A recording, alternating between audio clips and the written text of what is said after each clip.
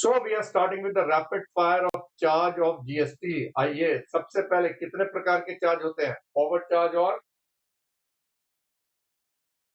दो प्रकार के होते हैं, forward charge and reverse charge. ठीक है। तो रिवर्स चार्ज में कौन पे करता है जीएसटी, सप्लायर या रेसिपेंट? तो रिवर्स चार्ज क्यों होता है? First of all we ask ourselves, reverse charge क्यों होता है? क्या बेसिकली चाहे फॉरवर्ड चार्ज में जीएसटी जमा हो या रिवर्स चार्ज में, गवर्नमेंट को तो उतना ही जीएसटी मिलेगा और उसी की जेब से जाएगा जिसकी जेब से फॉरवर्ड चार्ज में जाता है या जिसकी जेब से रिवर्स चार्ज में जाता है। अगर फॉरवर्ड चार्ज है तो जमा कौन कराता है? If it is forward charge, जमा कौन कराता है? Sir, who bears the tax? किसकी जेब से जाता है? और रिसिपेंट को आईटीसी मिल जाता है even if supplier has not paid the GST. क्या जीएसटीआर 1 के बेसिस पे आईटीसी मिल जाता है रिसिपेंट? लेकिन आजकल मैंने क्या बताया था कि अगर सप्लायर ने जीएसटीआर 1 नहीं भरा, 3B नहीं भरा, सॉरी 3B नहीं भरा, तो क्या रेसिपेंट का आईटीसी रिवर्स हो जाएगा अगले साल? बाद में रिवर्स हो जाएगा। एक्सीलेंट। एक और चीज बताओ, क्या रेसिपेंट ने सप्लायर को पेमेंट भी नहीं करी फिर भी रेसिपेंट आईटीसी ले सकता है अंडर फॉरवर्ड चार्ज? और अगर आरसीएम में आ रहा है, will the recipient need deposit the GST to claim ITC? क्या बात। और आज का लेक्चर आईटीसी का तो है भी नहीं, चलिए आगे चलते हैं। अगर सप्लायर इंडिया के बाहर है, इंपोर्ट ऑफ सर्विस है, तो इसमें आरसीएम लगेगा। Is import of goods covered by GST? Is import of goods covered by GST? पर क्या इंपोर्ट ऑफ गुड्स पे आईजीएसटी लगता है कस्टम्स ड्यूटी में? क्या उसका आईटीसी मिल जाता है? Will we get ITC of that IGST? अच्छा, import of service with consideration, section बोलो, सप्लाई में आएगा? Import of service with consideration, section बताइए जरा। बी में आएगा। और क्या बी में कोई नखरा है? नहीं सर, ना रिलेटेड हो, कुछ भी ना हो। लेकिन अगर import of service without consideration है, तो क्या वो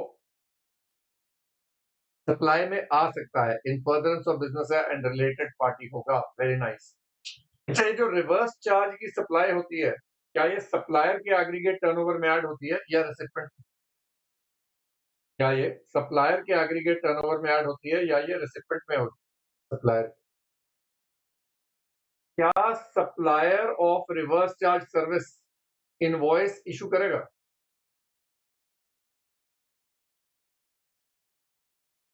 नहीं, अगर वो रजिस्टर्ड डीलर है तो करेगा। अगर अनरजिस्टर्ड डीलर है तो क्या इनवॉइस भी रेसिपेंट को देना पड़ेगा, सेल्फ इनवॉइसिंग? दोनों केस में चाहे सप्लायर रजिस्टर्ड है या नहीं है, आरसीएम में रेसिपेंट को कौन सा डॉक्यूमेंट देना पड़ता है? Payment voucher. Very nice, very nice.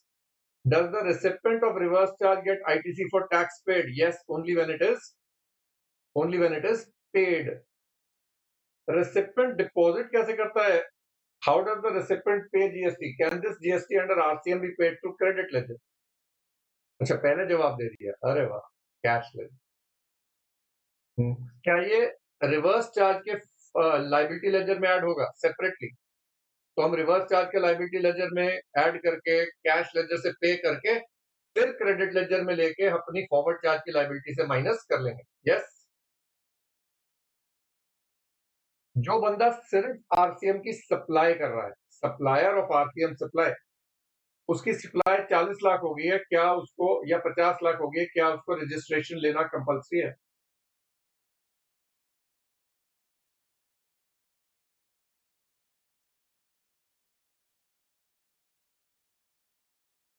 नहीं होगा। Sure.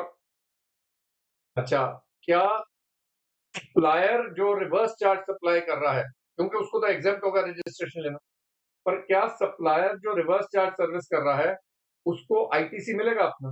Will he get ITC?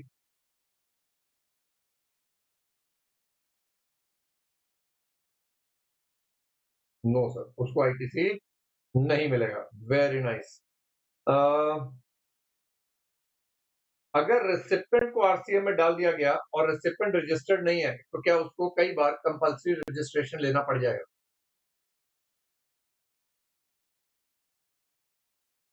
Under section 24 is RCM optional? Is RCM optional? No sir. कौन से 3 केस में ऑप्शन था?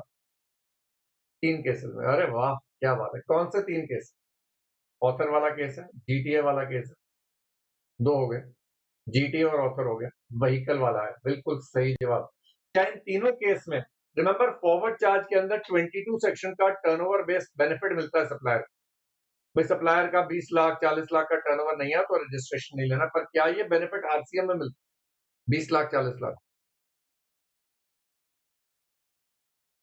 तो अगर आरसीएम में आ रहा है और वो ऑप्ट आउट कर रहा है जैसे जीटीए ऑथर, और ये फॉरवर्ड चार्ज में जा रहे हैं, तो क्या इनको ये 20 और 40 लाख का फायदा, 20 लाख का क्योंकि हम सर्विस की बात कर रहे हैं, क्या 20 लाख का फायदा मिलेगा?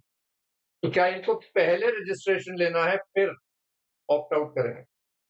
बिल्कुल सही जवाब। Very well done. चलिए सेक्शन लिस्ट 9(1) 9 सब सेक्शन 1 जल्दी बताइए, सेक्शन बताइए। 9 सब सेक्शन 4 ध्यान से सुन के, 9 सब सेक्शन 4 अनरजिस्टर्ड डीलर कौन से वाला अनरजिस्टर्ड था?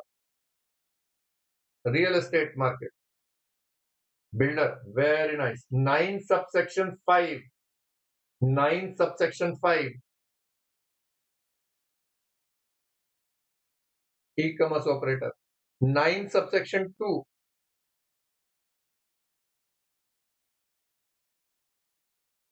हम 5। Very nice.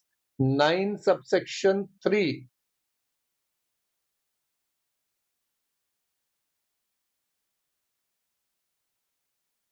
RCM. Very good. चलिए नाउ गाइस, सबसे पहले जीटीए में गुड्स ट्रांसपोर्ट एजेंसी होता कौन है? जीटीए बनने के लिए क्या इशू करना जरूरी है?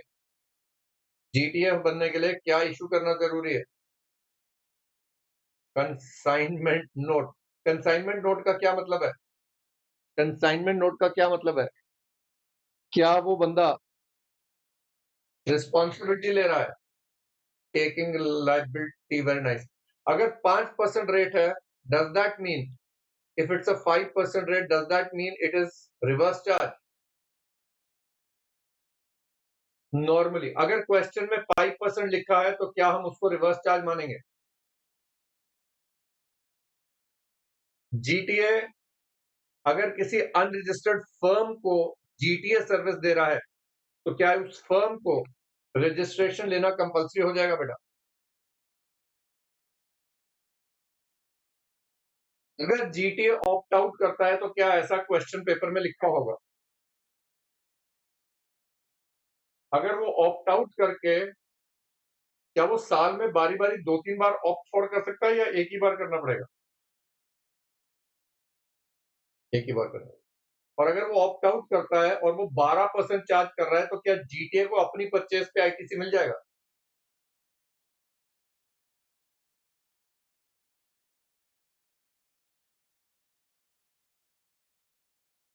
और अगर जीटीए ऑप्ट आउट करता है लेकिन आईटीसी नहीं लेना चाहता तो क्या वो फिर भी 5% पे चार्ज कर सकता है? Very nice. अगर कोई बंदा जीटीए को ट्रक सप्लाई कर रहा है, हायर पे दे रहा है, जीटीए को हायर पे दे रहा है, इज दैट टैक्सेबल सप्लाई?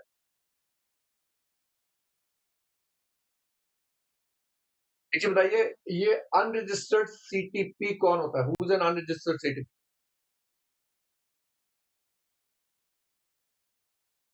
तो क्या हैंडीक्राफ्ट वाले अगर किसी और शहर में जा रहे हैं, उनको रजिस्ट्रेशन लेना कंपल्सरी नहीं होगा क्योंकि उनके ऊपर जो लिमिट है 20 लाख की वो इंटरस्टेट पे भी लगती है?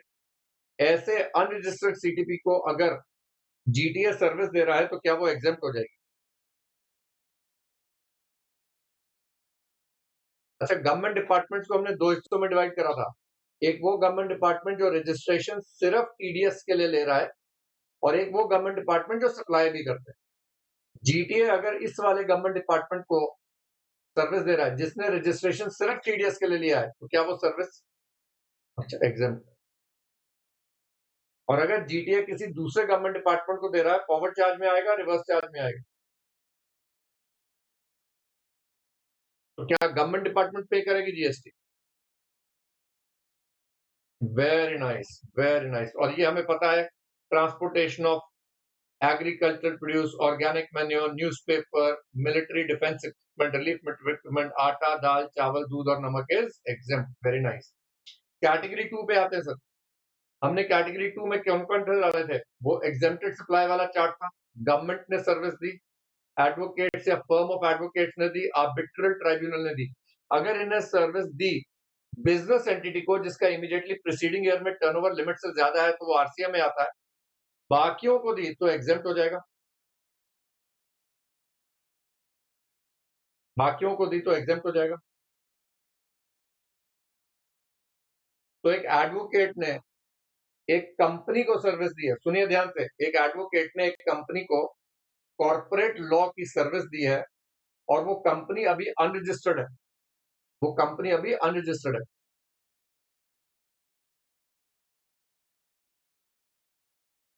Example, very nice. उस कंपनी को कंपल्सरी रजिस्ट्रेशन तो नहीं लेना पड़ जाएगा?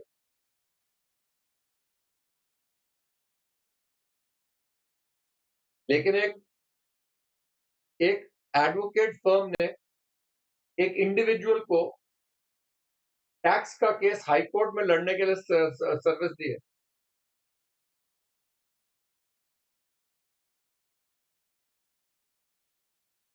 एक एडवोकेट है पर वो इवेंट मैनेजमेंट करता है। एडवोकेट इवेंट मैनेजमेंट कर रहा है तो क्या वो जीएसटी उसको भी एग्जाम्प्ट होगा?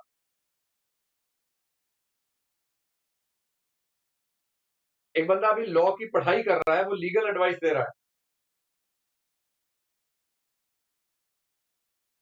अच्छा, वेरी नाइस। चलिए आगे चलते हैं। ये सारी बातें अच्छा, एडवोकेट टू अदर एडवोकेट, क्या ये एग्जेम्प्टेड सप्लाई है?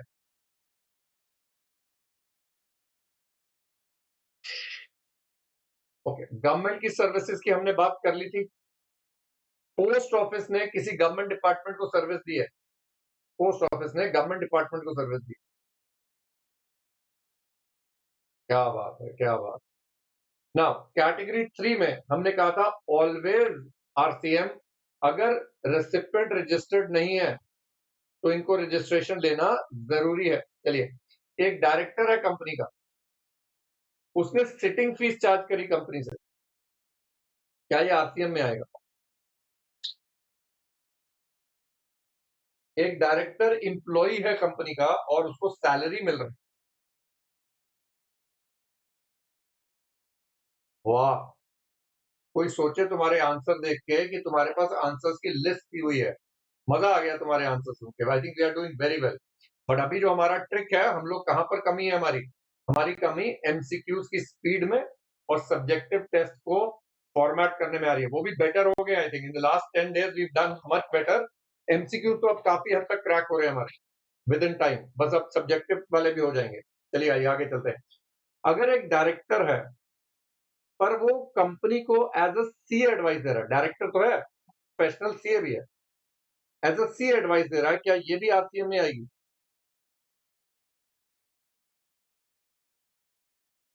तो क्या सिर्फ डायरेक्टर होने के नाते जो सर्विस है वो आरसीएम में आ रही? और अगर आरसीएम में आया और कंपनी सेक्शन 22 में रजिस्टर्ड नहीं है, तो क्या कंपनी को सेक्शन 24 में रजिस्ट्रेशन लेना पड़ जाएगा? रिकवरी एजेंट्स टू बैंक्स, अगर रिकवरी एजेंट रजिस्टर्ड डीलर है, अगर रिकवरी एजेंट रजिस्टर्ड डीलर है तो क्या फिर भी आरसीएम में आएगा? बैंक्स वाला मुझे याद करना। बैंक्स के केस में एक होते थे वो रेलू कट्टा वाले जो हमने बनाए थे। कौन थे वो? Direct selling agent, DSA. DSA RCM में कब आता है? डीएसए आरसीएम में कब आएगा अगर इंडिविजुअल हो? तो एक डीएसए है, इंडिविजुअल है पर रजिस्टर्ड है। दोबारा बोल रहा हूँ, डीएसए है, इंडिविजुअल है पर रजिस्टर्ड है, क्या वो आरसीएम में आएगा? And other than individual will be forward charge. DSC की बात होगी। रिकवरी एजेंट्स रजिस्टर्ड हो या ना हो, they will always be under reverse charge. ये बताना, बिजनेस कॉरेस्पॉन्डेंट अगर बैंक को सर्विस दे रहा है, फॉरवर्ड चार्ज, रिवर्स चार्ज। और बिजनेस फैसिलिटेटर और एजेंट ऑफ बिजनेस कॉरेस्पॉन्डेंट ने जो बिजनेस कॉरेस्पॉन्डेंट को दिया, और अगर इन्होंने सर्विस करी रूरल एरिया में इंश्योरेंस या बैंकिंग की, तो क्या ये एग्जेम्प्ट हो जाएंगे? Excellent, excellent. Insurance agents to banks, to insurance companies. फिर आया ऑथर। ऑथर पब्लिशर हो गया, music composer, artist, photographer, music company, producer. क्या इनके लिए भी ऑप्शन है या सिर्फ ऑथर के लिए ऑप्शन है?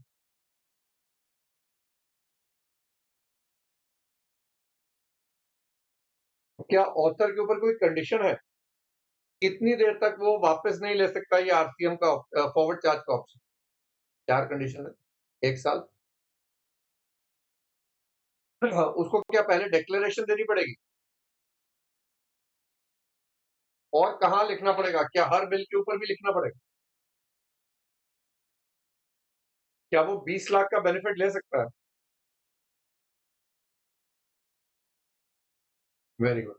क्या म्यूजिक कंपोजर जो है उसका हमेशा आरसीएम में आएगा, इवन इफ रजिस्टर्ड और नॉट?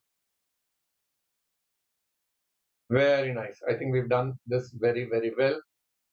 चलिए, फिर आए थे हमारे वक्र टाइप वाले। स्पॉन्सरशिप में अपने क्या याद किया था? मैंने क्या कहानी सुनाई थी?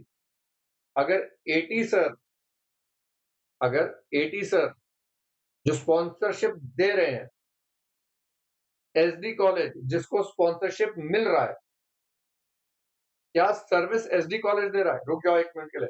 क्या सर्विस एसडी कॉलेज दे रहा है?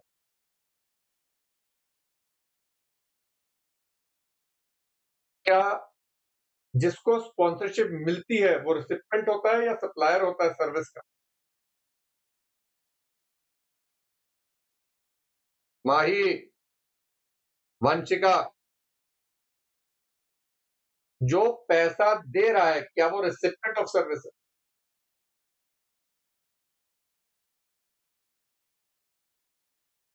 तो जो पैसा दे रहा है, स्पॉन्सरर, अगर एटी सर जो पैसा दे रहे हैं, स्पॉन्सरर कंपनी या फर्म है, तो आरसीएम है, वरना फॉरवर्ड चार्ज है।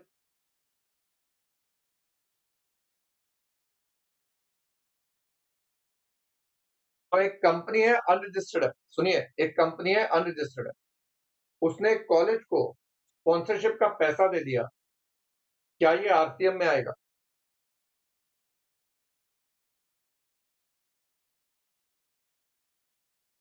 कंपनी अनरजिस्टर्ड है तो क्या उनको कंपल्सरी रजिस्ट्रेशन लेना पड़ जाएगा?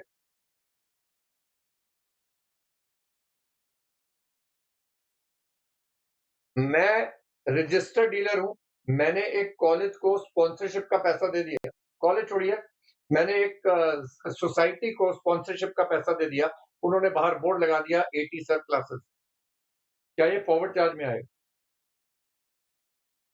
क्या फॉरवर्ड चार्ज में जब आएगा इस केस में, तो इफ टैक्सेबल पर्सन तो चार्ज होगा। रिमेंबर, फॉरवर्ड चार्ज में जब आएगा, चार्ज तब होगा जब टैक्सेबल पर्सन होगा। तो अगर वो संस्था जिसको मैंने स्पॉन्सरशिप का पैसा दिया वो अनरजिस्टर्ड है, तो क्या वो जीएसटी चार्ज करेंगे? Excellent, excellent. Then the second case was security service. एक चीज बताइए, सिक्योरिटी सर्विस अगर एजुकेशनल इंस्टीट्यूट में दी है, इन दी एजुकेशनल इंस्टीट्यूट, क्या वो एग्जेम्प्ट होती है? अगर एक स्कूल ने स्कूल के बाहर एक फंक्शन ऑर्गेनाइज करा ऑडिटोरियम में और वहां पर उन्होंने स्पॉन्सरशिप सर्विस, सिक्योरिटी सर्विस की, अच्छा, इसमें मैंने अपने एक दोस्त का नाम बताया था, मैन मोहन सिंह। क्या बताया था? मैन मोहन सिंह। मैन का क्या रेलेवेंस था यहाँ पर? क्या ये सिक्योरिटी ह्यूमन बींग्स की है? डॉग्स की security will always be forward charge, security dogs are always forward charge. Manmohan Singh क्या रूल था? If Manmohan Singh is not a company and recipient is a registered dealer, rule क्या याद कराया था? Manmohan Singh is not a company other than a company to a registered dealer। ठीक है, एक company ने रजिस्टर्ड डीलर को दिया, क्या ये फॉरवर्ड चार्ज में आएगा?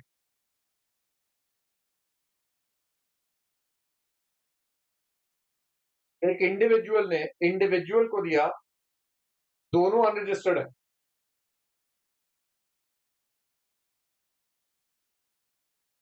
एग्जेम्प्ट नहीं है अनुराग, चार्ज नहीं होगा, not chargeable, because forward charge में आएगा और फॉरवर्ड चार्ज में चार्ज तब होगा जब आप टैक्सेबल पर्सन हो। एग्जेम्प्टेड सप्लाई तो अलग होती है ना? चलिए, अगर एक इंडिविजुअल है, रजिस्टर्ड डीलर है, सुनो मेरी बात, एक इंडिविजुअल है, रजिस्टर्ड डीलर है, एक फर्म को सप्लाई कर रहा है, फर्म भी रजिस्टर्ड डीलर,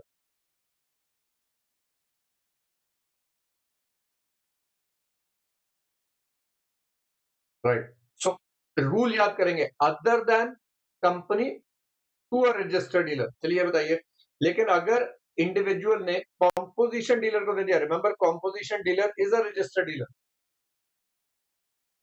एग्जेम्प्ट नहीं है इशिता।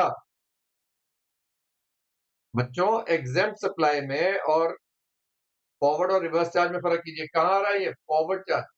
अगर सिक्योरिटी सर्विस गवर्नमेंट को दी, लोकल अथॉरिटी को दी, गवर्नमेंट एजेंसीज को दी, कॉम्पोजिशन डीलर को दी, क्या ये फॉरवर्ड चार्ज में आएगा बच्चों? वेरी नाइस, वेरी नाइस, नजर ना लगे, चलो आगे चलें।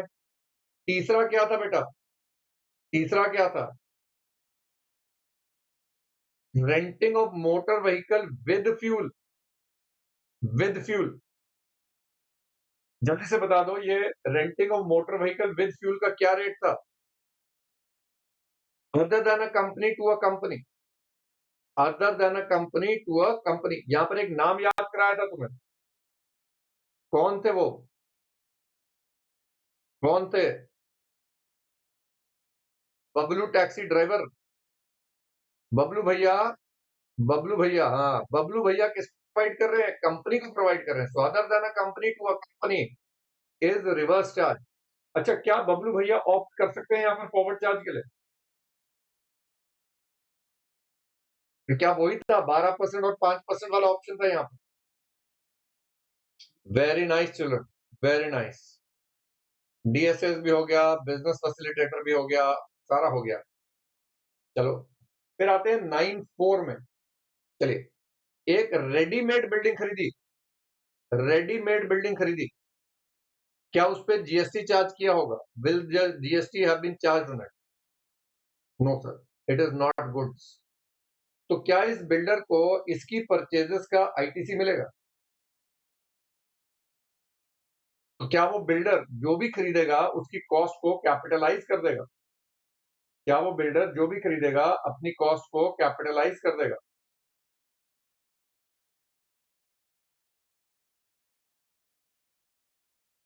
एक है अंडर कंस्ट्रक्शन घर, आपने एडवांस दे दिया और बाद में जाके, आपने पहले एडवांस दे दिया, बाद में जाके उसके ऊपर आपको डिलीवरी मिलेगी, क्या ये सर्विस मान ली जाएगी? और क्या जो सर्विस है उस पे 1% या 5% रेट लगे? तो क्या बायर को इस 1% और 5% का आईटीसी मिलेगा?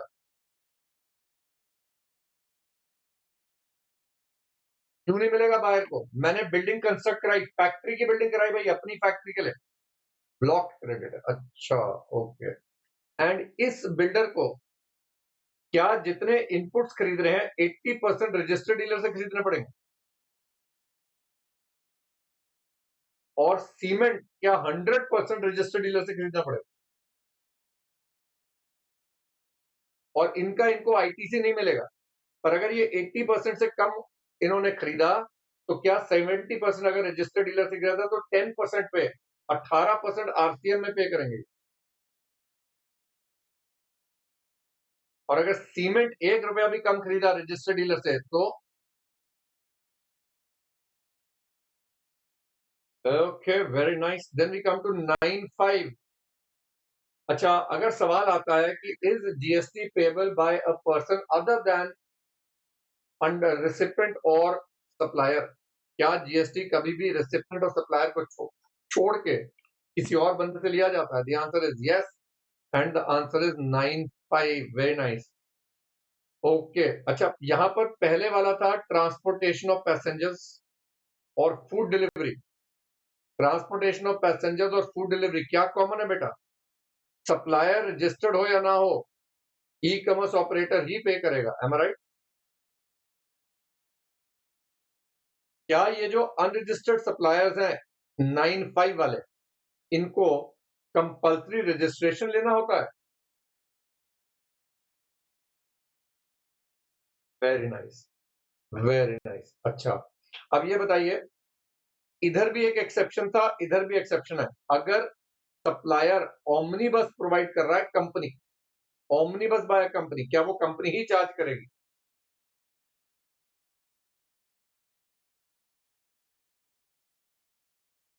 और अगर ये फूड डिलीवरी वाला है, कोई ऐसा रेस्टोरेंट जिसका कितने से ऊपर था, डेली रेंट कितना था? Daily 75 per day room rent, और वो होटल अगर सर्विस प्रोवाइड करता है डिलीवरी की through this e commerce operator, क्या वो ही पे करेंगे फॉरवर्ड चार्ज में? ठीक है। फिर हम आते हैं अकोमोडेशन वाली, मेक माई ट्रिप, यात्रा वगैरह और हाउस कीपिंग, अर्बन कंपनी। इनके थ्रू दोनों का रूल कॉमन क्या है? रजिस्टर्ड है तो फॉरवर्ड चार्ज, अनरजिस्टर्ड है तो ई कॉमर्स ऑपरेटर, दोनों का रूल कॉमन है।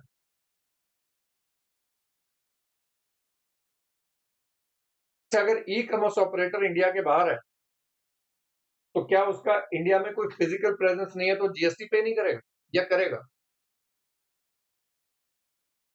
रिप्रेजेंटेटिव, तो वो कहता है मेरा कोई रिप्रेजेंटेटिव ही नहीं है, अपॉइंट करेगा। ठीक, वेरी नाइस। चलिए ये भी हो गया। अब ये बताइए, क्या अनरजिस्टर्ड डीलर भी, चलिए वो अलग है, तो ये हमारा हो गया बेटा आरसीएम। आरसीएम का जरा नोटिफिकेशन नंबर बता दो जरा मेरे को जल्दी से। What is the notification number for RCM?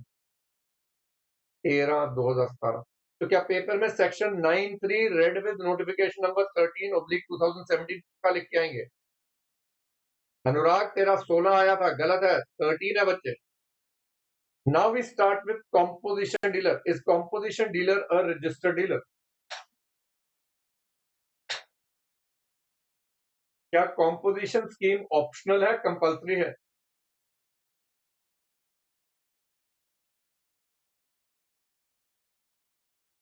अच्छा, जब मैं कॉम्पोजिशन डीलर में जाऊंगा, दो स्कीम्स है, एक 10(1) और एक 10(2) है, क्या फर्क है दोनों में?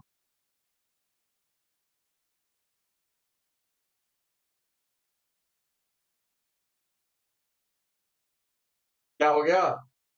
दोनों, चलिए बताइए, 10(1) की स्कीम किसके लिए है? गुड्स एंड रेस्टोरेंट वाले के लिए, वेरी नाइस। और 10(2) है जिनको 10(1) का ऑप्शन नहीं है। अच्छा, ट्रेडर्स के लिए what is the rate of GST? Traders के लिए what is the rate of GST? 0.5। क्या ट्रेडर्स को टैक्सेबल और एग्जाम दोनों सप्लाई पे देना है या टैक्सेबल सप्लाई पे देना?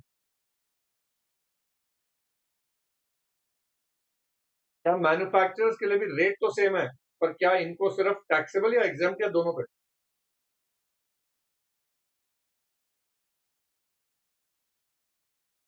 क्या इन पे आईजीएसटी चार्ज हो सकता है? कैन दे पे आईजीएसटी, ये ट्रेडर्स एंड मैन्युफैक्चरर्स अंडर 10(1)? क्योंकि ये इंटरस्टेट सप्लाई तो कर ही नहीं सकते। रेस्टोरेंट प्रोवाइडर्स का क्या रेट है बच्चों? What is the rate of restaurant providers? 0.5 plus 2.5, very nice. तो क्या कॉम्पोजिशन डीलर ये जीएसटी कलेक्ट करेगा फ्रॉम द, क्या ये एग्जेम्प्टेड सप्लाई हो गया? अच्छा, टैक्सेबल सप्लाई है पर चार्ज नहीं करेगा, तो क्या आईटीसी मिल जाएगा कॉम्पोजिशन डीलर? कॉम्पोजिशन डीलर को जीएसटी पे कब करना पड़ता है, मंथली या क्वार्टरली?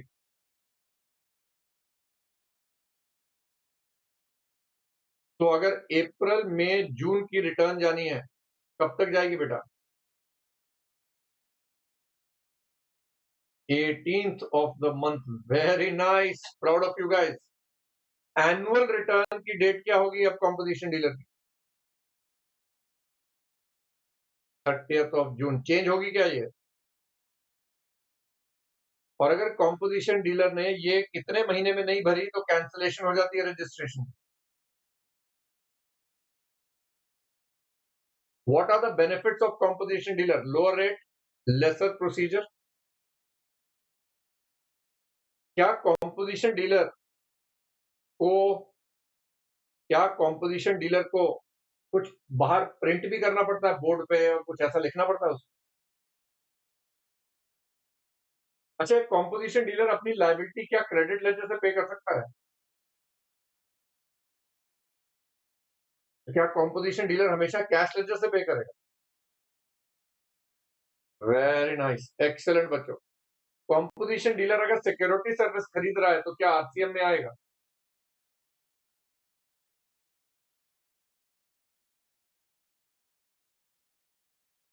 तो फिर कौन सिक्योरिटी सर्विस प्रोवाइडर पे करेगा?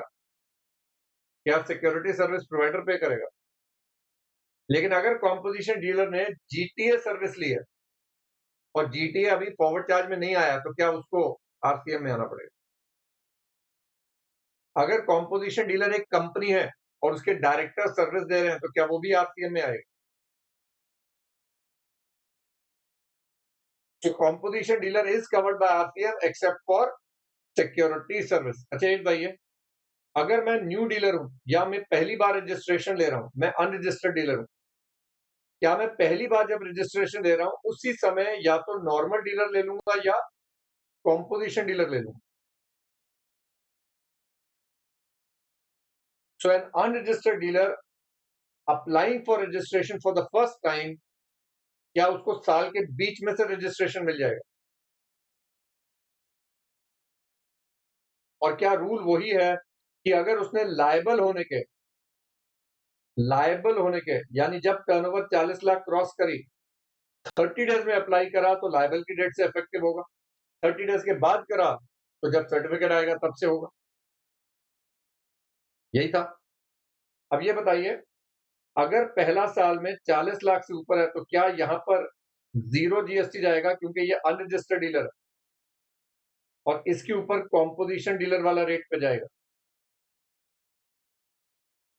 और अगले साल अगर उसका सेल 1.5 करोड़ से नीचे रहता है तो क्या वो सारा साल कॉम्पोजिशन डीलर में आएगा?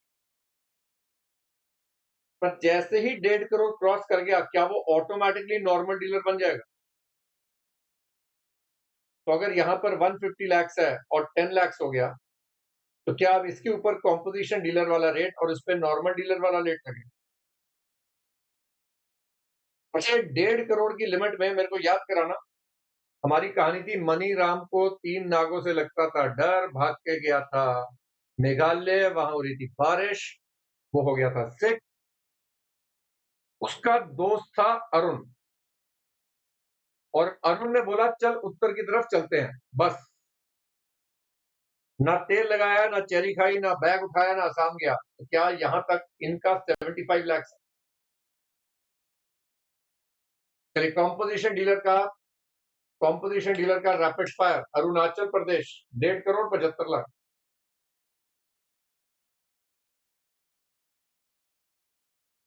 उत्तराखंड, असम,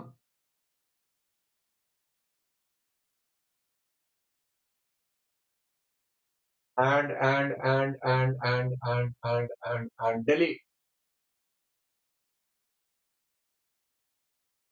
अच्छा, इज इट पॉसिबल कि मेरे 2 यूनिट्स हैं, एक दिल्ली में एक मुंबई में, क्या मैं एक के लिए कॉम्पोजिशन डीलर में आ जाऊं और दूसरे के लिए ना हूं? पॉसिबल है? अच्छा, अगर एक मेरा अरुणाचल प्रदेश में है और एक दिल्ली में है तो क्या मेरी ओवरऑल लिमिट 75 लाख की हो जाएगी? अच्छा, जो 75 लाख की लिमिट है क्या ये सिर्फ ऑलरेडी रजिस्टर्ड डीलर को लग रही है? ये जो एग्रीगेट टर्नओवर हम निकालते हैं, क्या इसमें इंटरेस्ट आएगा? Will interest be covered? Remember, interest on deposits is an exempted. क्या ये वैसे जब हम रजिस्ट्रेशन का लिमिट देखते हैं 40 और 20 लाख का, क्या तब आता है बेटा ये? ऑसम, वेरी नाइस बच्चों। नाउ गाइस, एक और बात बताइए, and this is for people who are watching this, they must know. एकदम से मतलब ये देख रहे हो तुम, मैं चंडीगढ़ बैठा हूँ, आप पता नहीं देश के कौन से कोने में बैठे हो, लेकिन रिस्पॉन्स का टाइम जीरो लैग है यार। ये रैपिड फायर सिर्फ अनअकैडमी के प्लेटफॉर्म पे हो सकता है और कहीं हो भी नहीं सकता। It can only happen on Unacademy. That is the beauty of it all. It can't happen on YouTube, it can't happen on any other platform. तो एक राउंड ऑफ अप्लॉज चाहिए मुझे अनअकैडमी के लिए। मजा आ रहा है मुझे बहुत ज्यादा। जल्दी से, जल्दी से। अरे बाबा, very nice, very nice, excellent. चलो अब आगे चलते हैं। एक चीज बताओ, अगर मैंने पहले नॉर्मल डीलर में रजिस्ट्रेशन ले लिया था, मैं नॉर्मल डीलर में रजिस्ट्रेशन ले लिया था जब 40 लाख क्रॉस किया था, मैं अनरजिस्टर्ड डीलर था, पर मैंने नॉर्मल डीलर ले लिया। अब अगले साल मैं वापस कॉम्पोजिशन में जाना चाह रहा हूं। बस बस बस आ जाओ इधर। अगले साल मैं कॉम्पोजिशन में जाना चाह रहा हूं। क्या मिडिल ऑफ द ईयर से जा सकता हूं मैं?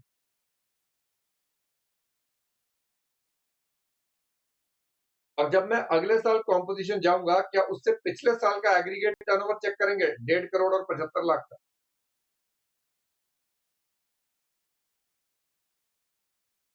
Very nice. नाउ गाइस, ये सारी बातें हो गई, ये सारी बातें होगी। चलिए ये भी हो गया। क्या जीएसटी अंडर कॉम्पोजिशन स्कीम हर स्टेट में अलग अलग पे होगा? Obviously, turnover in a state. अच्छा, does turnover in a state include interest? Does turnover in a state include interest? Okay. And trader को एग्जेम्प्टेड सप्लाई पे जीएसटी नहीं पे करना है, बाकी इन दोनों को करना है। अच्छा, एक चीज और बताइए, ये जैसे हमने करा turnover in a state, her state का अलग अलग जाएगा आपको, स्टेट वन स्टेट टू में। आपको टोटल, अगर आप मैन्युफैक्चरर हो तो टैक्सेबल प्लस एग्जेम्प्ट सप्लाई के ऊपर 0.5% देना है। लेकिन अगर आप रेस्टोरेंट सर्विस हो तो भी आपको दोनों पे देना है। और अगर आप ट्रेडर हो तो आपको सिर्फ टैक्सेबल सप्लाई पे देना है। यस और नो?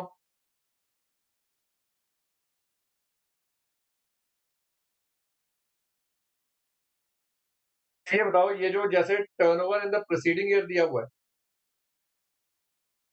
अब इसके लिए करंट ईयर में वो कॉम्पोजिशन डीलर में जाएगा नहीं जाएगा, कितना लिमिट देखोगे? 1.5 करोड़ या 75 लाख? क्यों? त्रिपुरा आ गया सर। लेकिन अगर मैं त्रिपुरा हटा के वहां तेलंगाना ले आऊं, अगर त्रिपुरा हटा के तेलंगाना ले आऊं, और ये तेलंगाना का 1.5 करोड़ का लिमिट है। Very nice, excellent. Can a composition dealer also provide service? कितना सर्विस प्रोवाइड कर सकता है? 10% of turnover in a state है ये, turnover in a state of the preceding year, और 5 lakhs whichever is higher. तो क्या बच्चों ये 5 लाख की लिमिट स्टेट वाइज है? Is that limit of 5 lakh state wise? Delhi में 23-24 में 70 लाख की सेल है, मुंबई में 40 लाख की सेल है, एग्रीगेट टर्नओवर 110 है, यानी करंट ईयर में वो आ रहा है। दिल्ली में कितना सर्विस दे सकता है और मुंबई में कितना सर्विस दे सकता है? अरे बाबा, क्या बात है, वेरी नाइस बच्चों, वेरी नाइस। अच्छा, जब वो ईयर टू में कॉम्पोजिशन डीलर में आ रहा है, जब हम पिछले साल का एग्रीगेट टर्नओवर देख रहे हैं, क्या पिछले साल इंटरस्टेट सप्लाई कर सकता है? अगर कॉम्पोजिशन डीलर बन गया, क्या वो इंटरस्टेट सप्लाई कर सकता है? मैंने ये बताना, कॉम्पोजिशन डीलर क्या क्या नहीं कर सकता है? क्या इंटरस्टेट सप्लाई कर सकता है? सर्विस की तो कर सकता होगा, गुड्स की नहीं कर सकता, सर्विस की कर सकता, नहीं कर सकता। क्या वो परचेज इंटरस्टेट कर सकता है? तो क्या आज की डेट में composition dealer goods e commerce operator के थ्रू बेच सकता है? इंटरस्टेट या इंटरस्टेट? मल्टीपल स्टेट से बेच सकता है, एक ही स्टेट से बेच सकता है।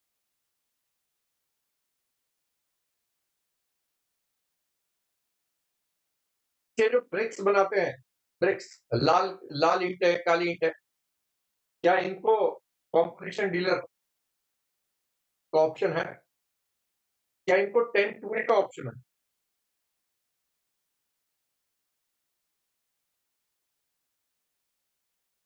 अच्छा, अगर कॉम्पोजिशन डीलर दारू सप्लाई कर रहा है, तो क्या वो सॉरी, अगर कोई डीलर दारू सप्लाई कर रहा है, तो क्या वो कॉम्पोजिशन डीलर में आ सकता है? No sir.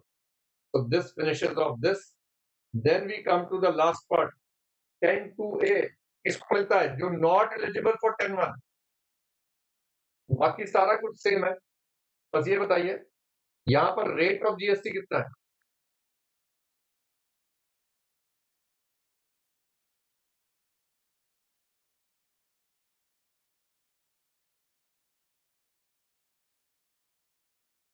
चलो, आई थिंक गुड इनफ। ये सारी बातें हो गई हैं, ये भी हो गया है, ये भी हो गया है, ये हमने चेंज कर लिया था, ये 30 जून आ गया है, सारा सिंप्लीफिकेशन हो गया है। मुबारक बच्चों, we finished the entire reverse charge and composition deal.